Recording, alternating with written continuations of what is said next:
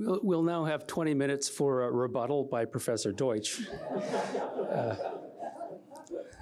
John has been present for all of the Futures of studies. He's always been generous and forthcoming in his remarks and willing to work hard. And I can't think of anyone better prepared to peer into the future and reflect on what needs to be done next than John.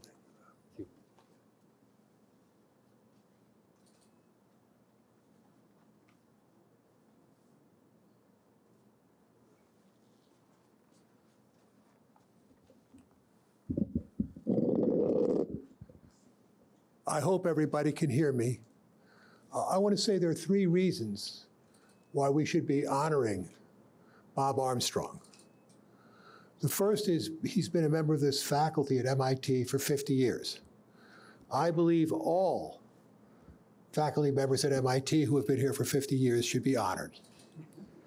The second thing is he was a very, very excellent chairman of the chemical engineering department at a time when it was making a transition from a narrower disciplinary focus to a much broader focus.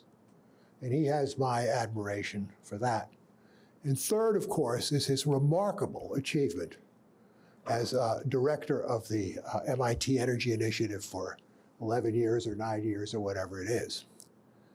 So, and he is my friend, and he has been my friend for a long time.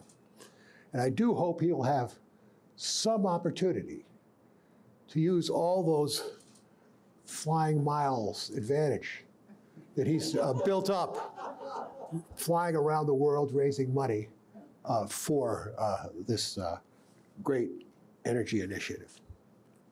I'm going to speak to you about some views I have about the future of climate policy across the world.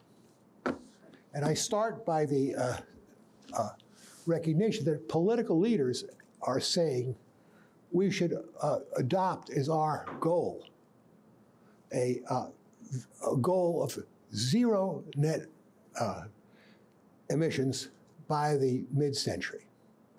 Both the United States has adopted this goal, and in the European Union, it's actually in the law that they're going to have zero emissions by mid-century.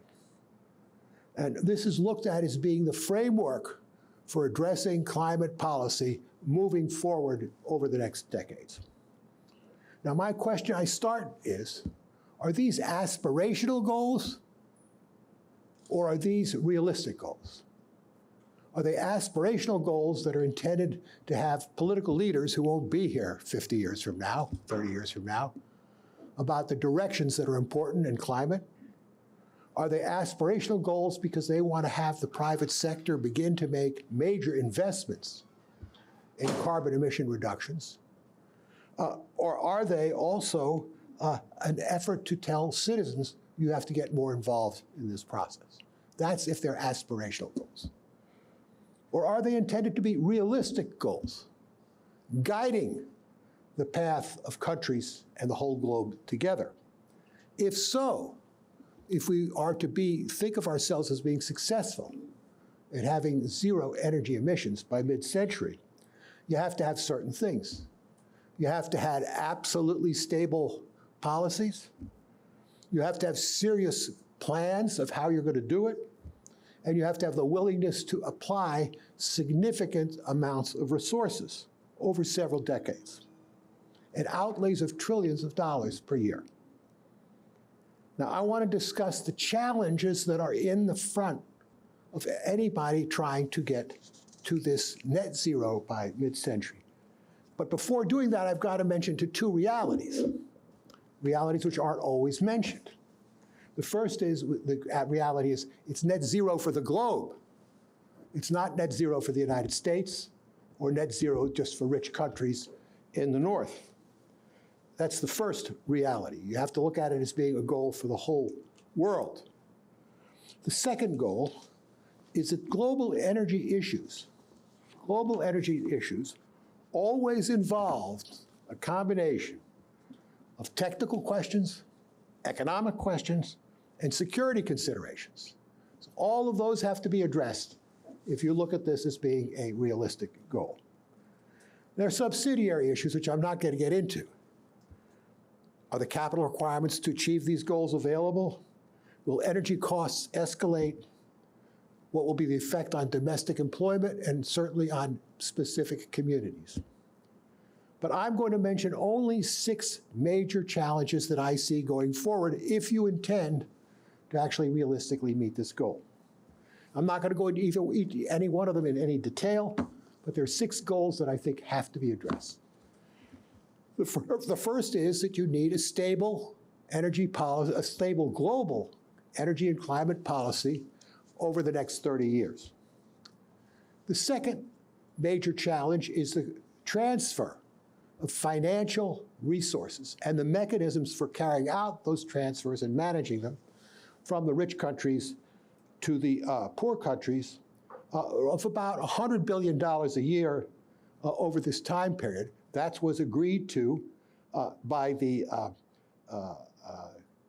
commitment of the United States and the other developing countries in the Copenhagen 2009 Conference of the Parties.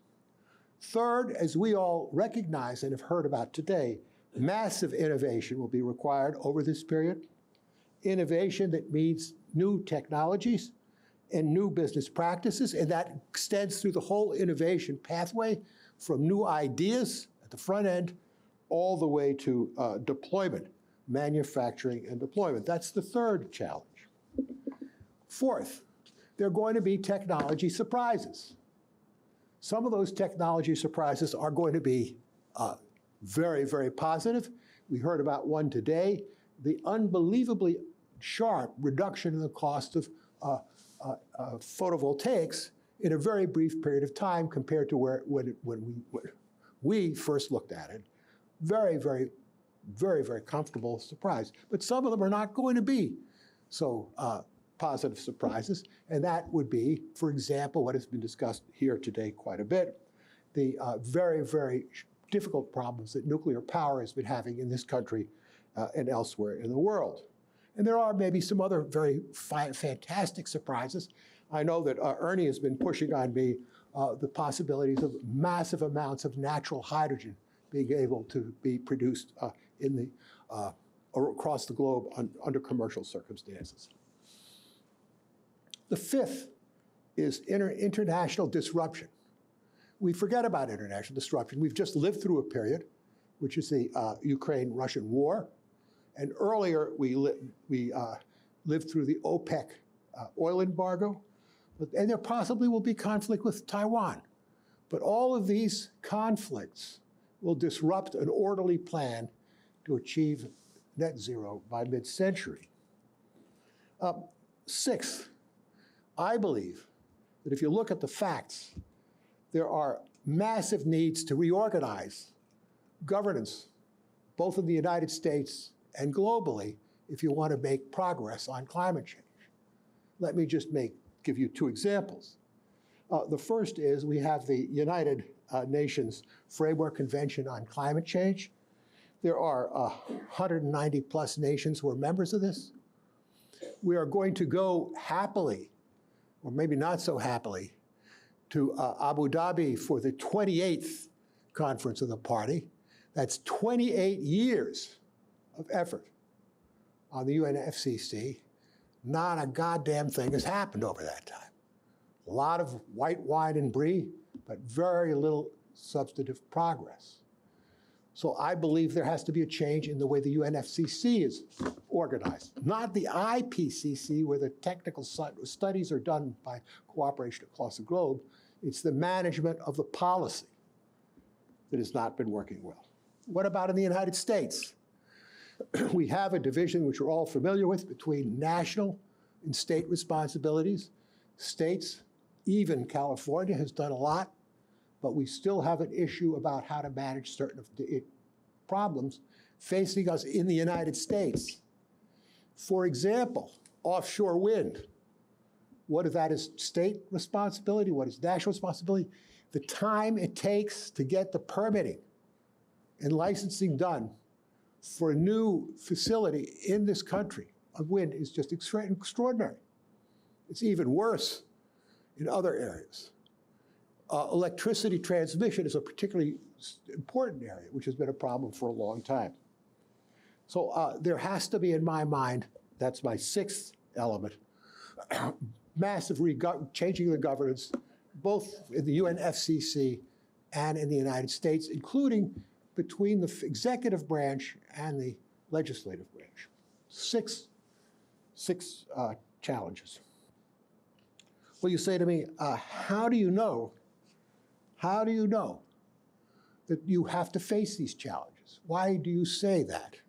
And that is because if you look at the last 50 years of efforts in the United States, all of these problems have shown up, and they have really influenced the pace of policy over the past 50 years, and these kinds of issues will be present in the next 50 years as well.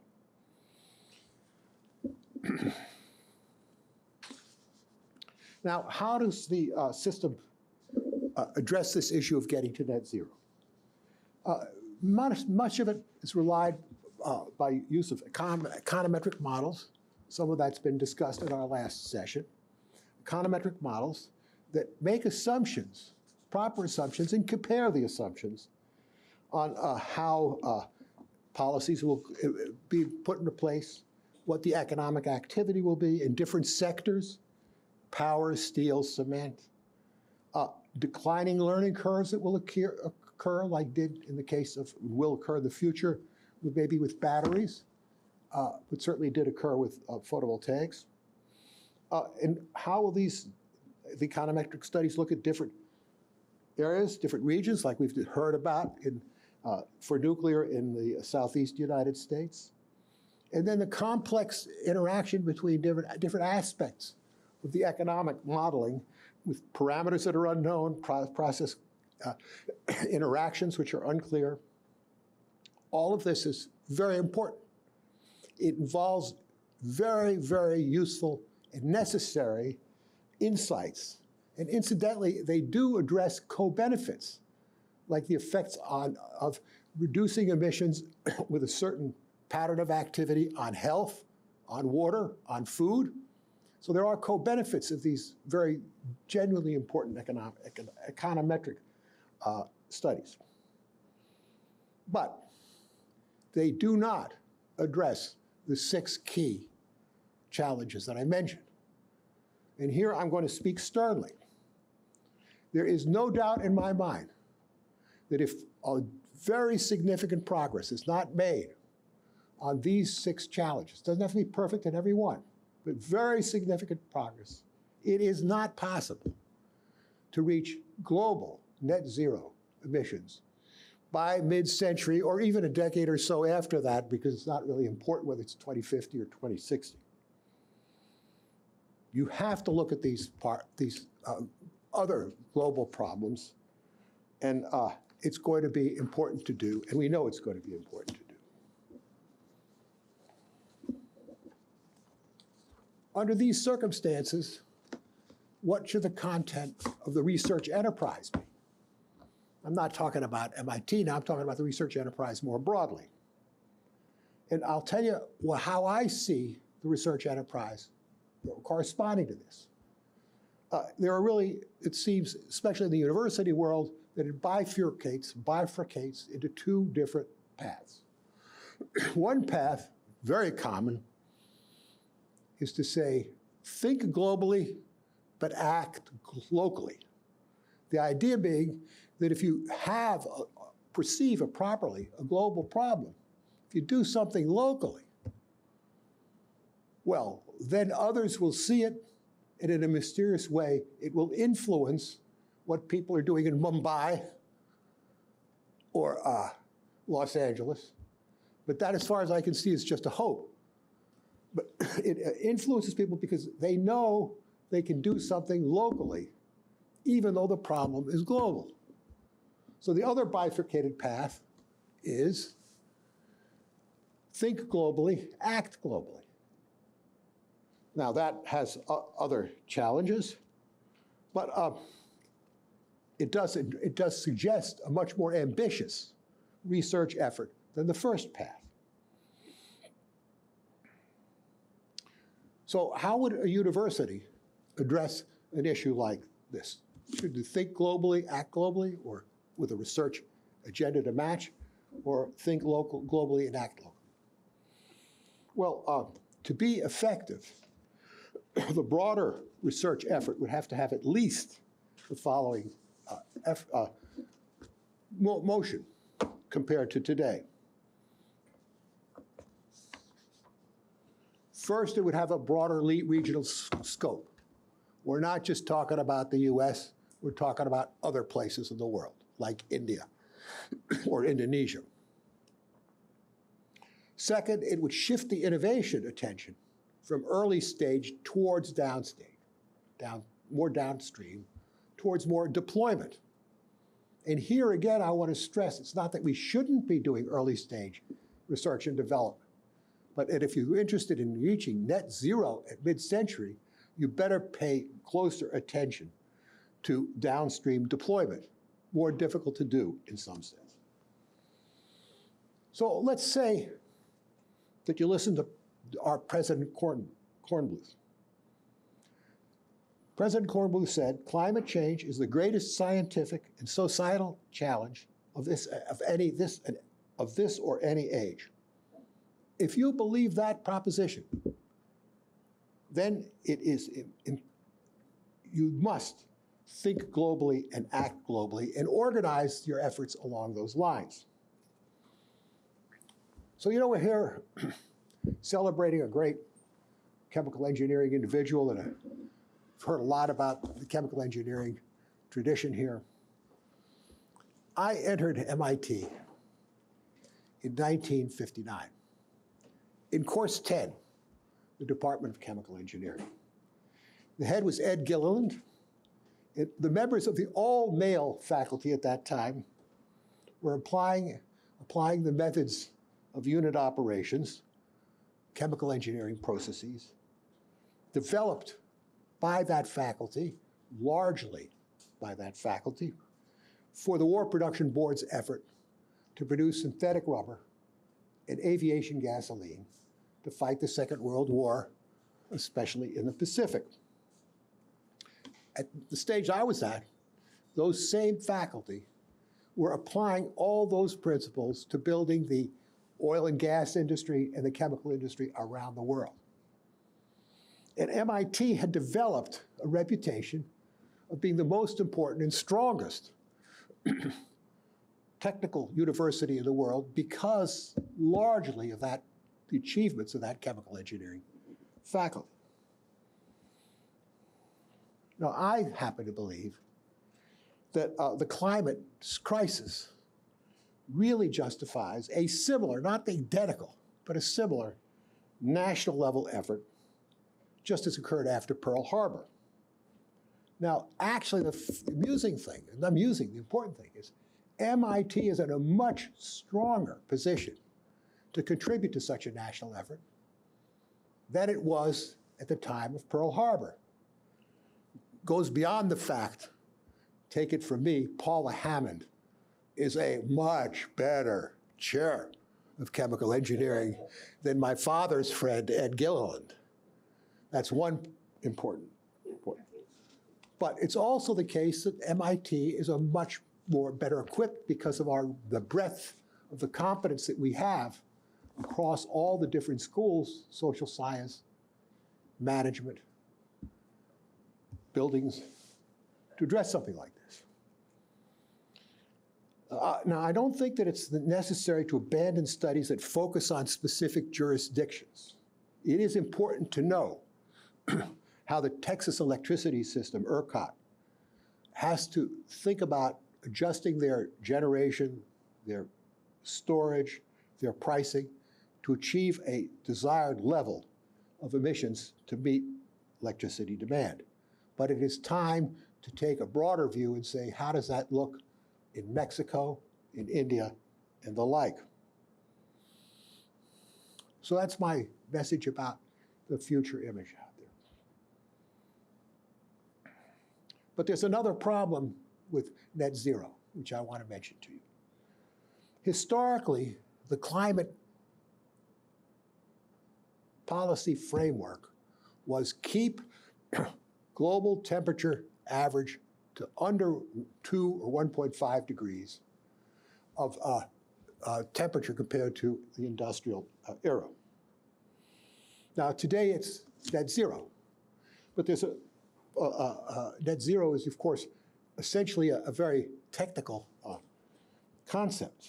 However, it becomes operational in a political, economic, and social context that determines its implementation in very different ways in different jurisdictions. And it only can even be, as I said, thought about seriously if many of those 6 challenges that I mentioned to you are substantially overcome. But let's say it's happened. Now, my message to you is the following. Achieving net zero emissions by mid-century does not mean that the average temperature will remain below 3 or 2 degrees, because the constraint on a flow into the atmosphere does not determine the concentration of the atmosphere over time, which decays much slower. It is what indeed causes temperature increases. So just saying that you're going to get to net zero just depends how you do it and when you do it in order to determine how that connects to what the temperature increase will be. So it is neither necessary nor sufficient to keep global averages under a certain temperature by adopting the goal of net zero.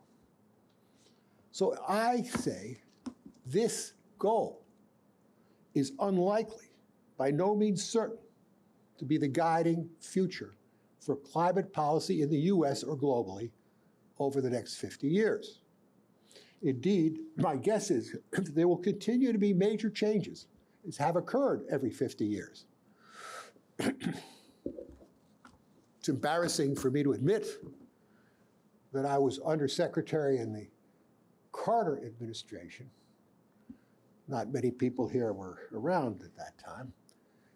When the president said it is against the law to burn natural gas to produce electricity, we want to have all of our electricity produced by coal because it's abundant and it's cheap and it's domestic.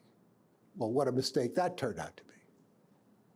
So there'll be very great changes, hopefully many of them because of good understanding of how the world is adjusted and changed, but not certainly.